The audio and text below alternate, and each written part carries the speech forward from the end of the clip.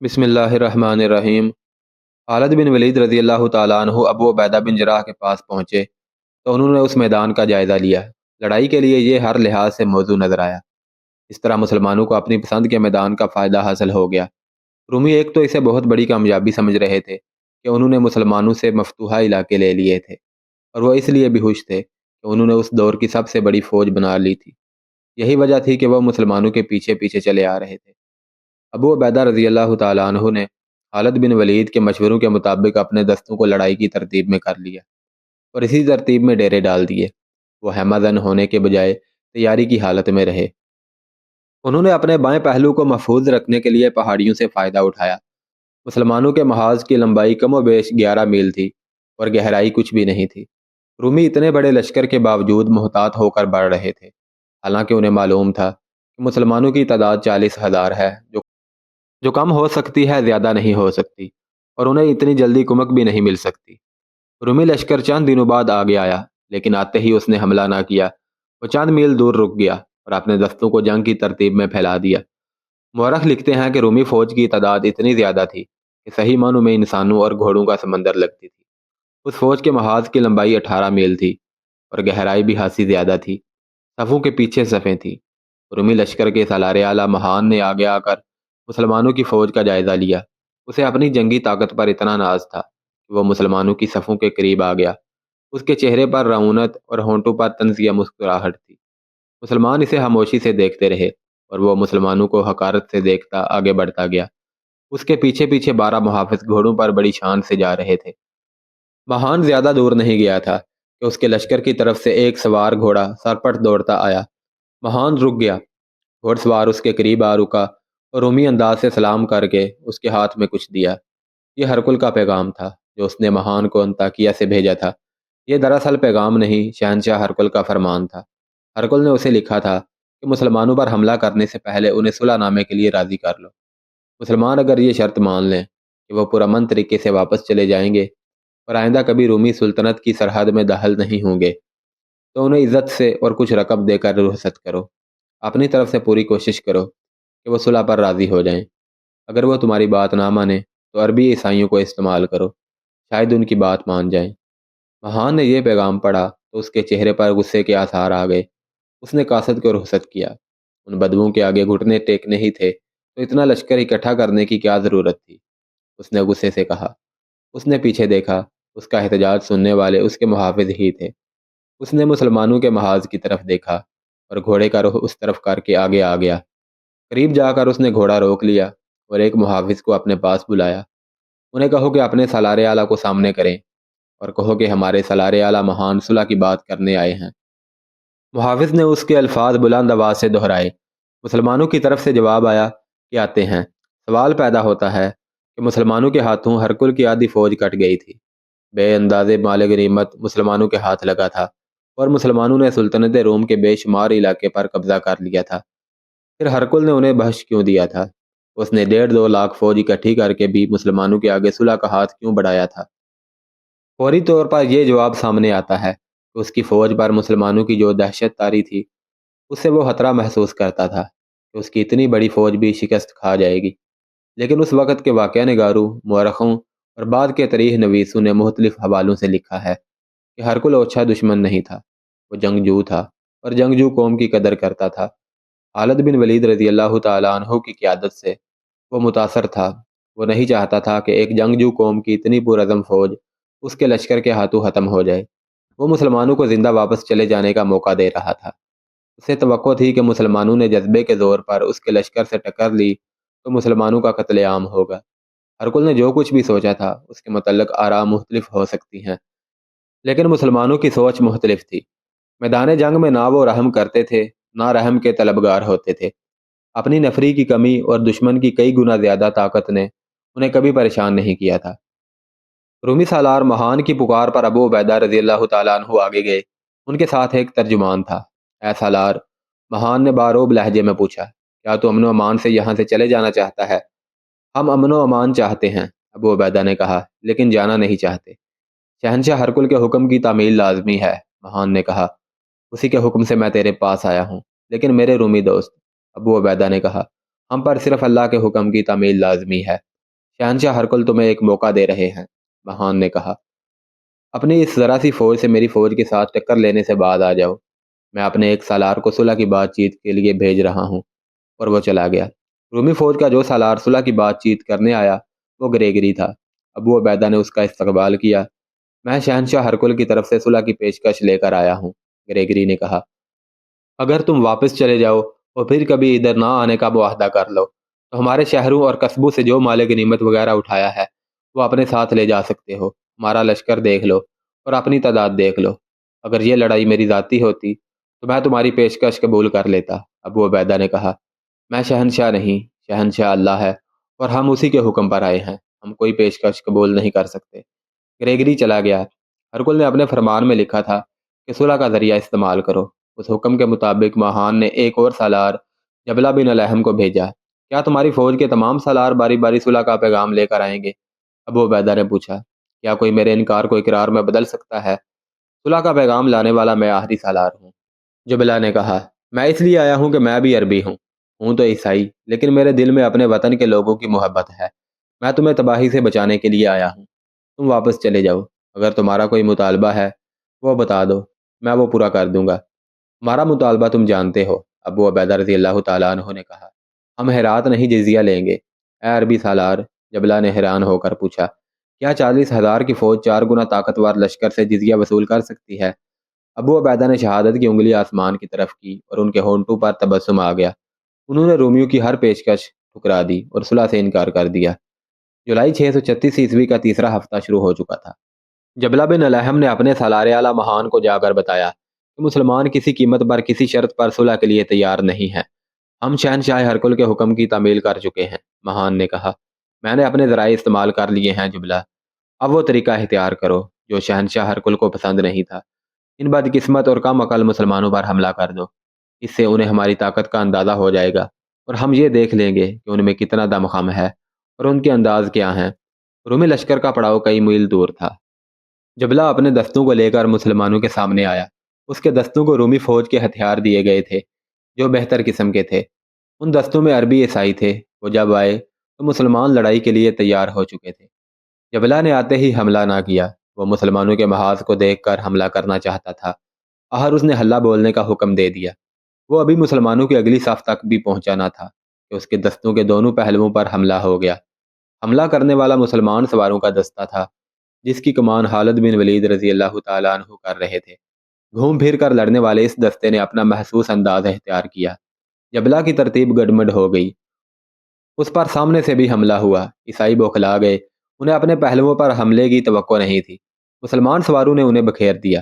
عیسائی اب بھاگنے کے سوا کچھ نہیں کر سکتے تھے۔ وہ بہت سی لاشیں اور بے انداز زخمی پیچھے پھینک کر پسپا ہو گئے۔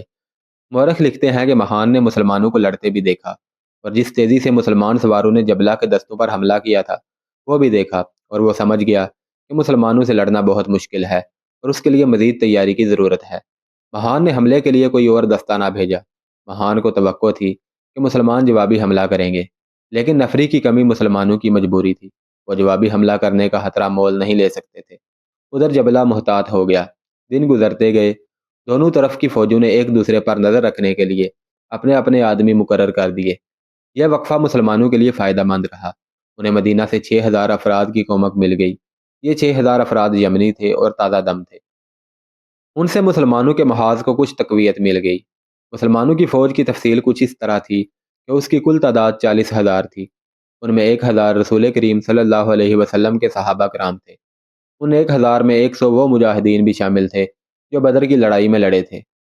اس نفری میں رسول کریم صلی اللہ علیہ وسلم کے پھوپھی زاد بھائی زبیر بھی شریک تھے، اور اس نفری میں پہلی جنگوں کی 2 مشہور شخصیتیں بھی شامل تھیں، ابی سفیان اور ان کی بیوی ہندہ۔ ابی سفیان کے بیٹے یزید بن ابی سفیان پہلے ہی 40,000 کی اس فوج میں شامل تھے اور سالار تھے۔ 1 مہینہ گزر گیا تو دشمن نے دیکھا کہ اس کا لشکر لڑنے کے لیے تیار ہو گیا ہے اور مسلمانوں کی نفری میں بھی کوئی اضافہ نہیں ہوا، تو اس نے مزید انتظار مناسب نہ سمجھا، لیکن ایک بار پھر صلح کی کوشش کو ضروری سمجھا۔ اس نے اپنا ایک ایلچی مسلمانوں کے محاذ کو اس پیغام کے ساتھ بھیجا کہ سالار اعلیٰ بات چیت کرنے کے لیے آئیں۔ ابو سلیمان، ابو عبیدہ نے خالد بن ولید سے کہا کہ اب یہ بہتر نہیں ہوگا کہ اس شخص کے ساتھ تو بات کرے، وہ ہمیں اپنی طاقت سے ڈرا کر صلح حاصل کرنا چاہتا ہے۔ مجھے ہی جانا چاہیے امین الامت، خالد بن ولید نے کہا۔ اس کے ساتھ میں ہی بات کروں گا۔ خالد بن ولید گھوڑے پر سوار ہوئے اور ایڑ لگا دی۔ مہان نظر نہیں آ رہا تھا۔ خالد بن ولید کے ساتھ چند ایک محافظ تھے، وہ رومیوں کے محاذ تک چلے گئے۔ مہان نے ان کا استقبال کیا اور انہیں اپنے خیمے میں لے گیا۔ خیمے میں محسوس ہی نہیں ہوتا تھا کہ یہ میدان جنگ ہے، یہ شاہانہ کمرہ تھا۔ میں مہان ہوں، مہان نے اپنا تعارف کرایا، رومی افواج کا سالار اعلیٰ۔ میں کچھ بھی نہیں ہوں، خالد بن ولید نے کہا۔ میرا نام خالد بن ولید ہے، تم سب کچھ ہو ابن ولید، مہان نے کہا۔ جہاں تک تم نہیں پہنچ سکے وہاں تمہارا نام پہنچ گیا ہے۔ میرا خیال ہے کہ تم جتنے قابل اور جرت مند سالار ہو، اتنے ہی دانش مند انسان بھی ہوگے۔ کیا تم پسند کرو گے کہ تمہاری 40,000 فوج میرے اس لشکر کے ہاتھوں ماری جائے جو بڑی دور دور تک پھیلی ہوئی چٹانوں کی مانند ہے؟ دانش مند آدمی چٹانوں سے نہیں ٹکرایا کرتے۔ بہت اچھے الفاظ ہیں، خالد بن ولید نے کہا۔ میں ان الفاظ کی قدر کرتا ہوں، لیکن ہم وہ دانش مند ہیں جو باطل کی چٹانوں سے ڈرا نہیں کرتے۔ تم نے مجھے یہاں تک آنے کا موقع اس لیے دیا ہے کہ میں تمہارا لشکر دیکھ کر ڈر جاؤں؟ ابن ولید، مہان نے کہا، کیا تجھے اپنے سپاہیوں کی بیوی بچوں کا بھی کوئی خیال نہیں جو تمہارے لشکر کے ساتھ ہیں؟ کیا تم نے سوچا نہیں کہ اگر تم سب مارے گئے تو یہ بیوی بچے ہماری ملکیت ہوں گے؟ مہان، خالد بن ولید نے مسکراتے ہوئے کہا، ہم سب کچھ سوچ چکے ہیں، صلح نہیں ہوگی۔ ابن ولید، مہان نے کہا، کیا تم یہ بھی نہیں سمجھ رہے کہ میں تم پر رحم کر رہا ہوں؟ میں تمہیں، تمہارے سارے لشکر کو اور تمہارے خلیفہ کو بھی اتنی رقم پیش کروں گا جو تم سب کو حیران کر دے گی۔ رحم کرنے والا صرف اللہ ہے جس کے قبضے میں میری اور تیری جان ہے، خالد بن ولید نے کہا۔ ہم اسی کی عبادت کرتے ہیں اور اسی سے مدد اور رحم مانگتے ہیں۔ اگر تو نہیں چاہتا کہ کشت و خون ہو تو اسلام قبول کر لے جو اللہ کا سچا دین ہے۔ نہیں، مہان نے بڑے روب سے جواب دیا، اگر مجھے میرے لشکر اور میرے خلیفہ کو انعام دینا ہے تو جزیہ ادا کر دے۔ خالد بن ولید رضی اللہ تعالیٰ عنہ نے کہا، لیکن جزیہ لے کر ہم چلے نہیں جائیں گے، بلکہ تجھے اور ہرقل کی رعایا کی حفاظت، عزت اور ہر ضرورت کے ذمہ دار ہوں گے۔ اگر یہ بھی منظور نہیں تو میدان جنگ میں ہماری تلواروں کی ملاقات ہوگی۔ مورخ واقدی بلازری اور ابو یوسف نے لکھا ہے کہ خالد بن ولید مہان پر اپنا بڑا ہی اچھا تاثر چھوڑ آئے، اور مہان کا جو تاثر لے کر آئے وہ بھی اچھا تھا۔ اس نے کوئی اچھی بات نہ کی۔ خالد بن ولید نے واپس آ کر ابو عبیدہ کو ایک تو یہ بتایا کہ مہان کے ساتھ کیا بات ہوئی ہے، دوسرے یہ کہ مہان کتنا اچھا اور کتنا باوقار سپہ سالار ہے، پھر اس میں ایک ہی خرابی ہے۔ ابو عبیدہ نے کہا، اس کی عقل و دانش شیطان کے قبضے میں ہے۔ خالد بن ولید مہان کو آخری فیصلہ سنا آئے کہ صلح نہیں ہوگی۔ ابو عبیدہ نے اپنے تمام سالاروں کو اکٹھا کر کے بتایا کہ دشمن نے صلح کی پیشکش کی تھی جو ٹھکرا دی گئی ہے اور اب لڑائی ناگزیر ہو گئی ہے، اور تمام مجاہدین کو یہ بھی بتا دیا جائے کہ رومیوں نے ہمیں اپنے لشکر اور اپنی جنگی طاقت سے ڈرایا ہے۔ مورخ کے مطابق خالد بن ولید اور مہان کی بات چیت کی ناکامی کے بعد جب دونوں طرف کی فوجوں کو بتایا گیا کہ جنگ ہو کر رہے گی اور کل صبح سے فوجیں ایک دوسرے کے آمنے سامنے آ جائیں گی، اس وقت سے دونوں فوجوں پر ہیجانی کیفیت طاری ہو گئی۔ رومی محاذ پر پادریوں نے لشکر کو سلیبیں دکھا کر مذہب کے نام پر گرمایا اور انہیں سلیب اور یسوع مسیح کے نام پر مر مٹنے کی تلقین کی۔ پادریوں کے الفاظ اور ان کا انداز اتنا جوشیلا تھا کہ سپاہیوں نے سلیب کی طرف ہاتھ کر کے حلف اٹھائے کہ وہ فتح حاصل کریں گے ورنہ مر جائیں گے۔ مسلمانوں نے عبادت اور دعا کے لیے رات کا وقت مقرر کیا۔ انہیں گرمانے اور جوش دلانے کے لیے واعظ کی ضرورت نہیں تھی۔ جس مقصد کے لیے وہ گھروں سے نکلے تھے اس مقصد کی عظمت سے وہ آگاہ تھے۔ انہوں نے اپنی جانیں اللہ کے سپرد کر دی تھی۔ اسی روز دونوں فوجوں نے صف بندی اور دستوں کو موزوں جگہوں پر پہنچانے کا کام شروع کر دیا۔ مہان نے اپنے لشکر کو 4 حصوں میں تقسیم کیا اور انہیں آگے لا کر صف آرا کیا۔ اس کے محاذ کی لمبائی 12 میل تھی اور گہرائی اتنی زیادہ کہ صفوں کے پیچھے صفیں تھیں جو دور پیچھے تک چلی گئی تھیں۔ رومی افواج کو اس ترتیب سے کھڑا کیا گیا تھا کہ ایک پہلو پر سالار گریگری کے دستے تھے اور دوسرے پہلو پر سالار کناتیر کے دستے۔ قلب میں سالار اعلیٰ مہان کی آرمینی فوج اور سالار دیر جان کے دستے تھے۔ گھوڑ سوار دستوں کو 4 حصوں میں تقسیم کیا گیا تھا اور انہیں ایسی جگہوں پر کھڑا کیا گیا جہاں ان کے سامنے مسلمانوں کے پیادہ دستے تھے۔ رومیوں کے پاس سوار دستے اتنے زیادہ تھے کہ انہوں نے سواروں کے پیچھے بھی سوار کھڑے کر دیے۔ سالار جبلہ بن الہم کے سوار دستے اور شتر سواروں کو 12 میل لمبے محاذ کے آگے کھڑا کیا گیا۔ مہان نے ایک بندوبست اور کیا۔ گریگری کے دستے ایک پہلو پر تھے، ان میں 30,000 پیادے تھے۔ ان تمام پیادوں کو زنجیروں سے باندھ دیا گیا۔ ایک زنجیر میں 10-10 آدمی باندھے گئے۔ زنجیریں اتنی لمبی تھیں کہ ان سے باندھے ہوئے سپاہی آسانی سے لڑ سکتے تھے۔ زنجیروں کا ایک مقصد یہ تھا کہ سپاہی بھاگ نہیں سکیں گے، اور دوسرا مقصد یہ کہ مسلمان حملہ کریں گے تو ان زنجیروں سے الجھ جائیں گے اور گریں گے اور صفیں توڑ کر آگے نہیں نکل سکیں گے۔ خالد بن ولید رضی اللہ تعالیٰ عنہ رومیوں کی صف بندی دیکھ رہے تھے۔ سالار اعلیٰ ابو عبیدہ رضی اللہ تعالیٰ عنہ تھے۔ ان میں ایک قابل سالار کی ساری خصوصیات موجود تھیں، لیکن میدان جنگ میں بڑی احتیاط سے قدم اٹھاتے تھے اور خطرہ مول لینے سے کچھ گریز کرتے تھے۔ جنگ یرموک میں انہوں نے سپہ سالاری کے فرائض خالد بن ولید رضی اللہ تعالیٰ عنہ کے حوالے کر دیے تھے۔ یہ جنگ ایسی تھی جس میں خطرے مول لینے ہی تھے۔ دشمن کی اتنی زیادہ طاقت کے مقابلے میں روایتی طریقوں سے جنگ نہیں لڑی جا سکتی تھی۔ سپہ سالار ابو عبیدہ رضی اللہ تعالیٰ عنہ ہی تھے۔ انہوں نے یہ صورتحال خالد بن ولید رضی اللہ تعالیٰ عنہ کے سپرد کر دی تھی۔ خالد بن ولید نے ابو عبیدہ سے کہا کہ وہ تمام سالاروں اور کمانداروں کو اکٹھا کرے۔ خالد بن ولید انہیں صف آرائی اور جنگ کے متعلق کچھ بتانا چاہتے تھے۔ کیونکہ وہ سپہ سالار نہیں تھے، اس لیے سالاروں پر ان کا حکم نہیں چل سکتا تھا۔ ابو عبیدہ نے سب کو بلا لیا۔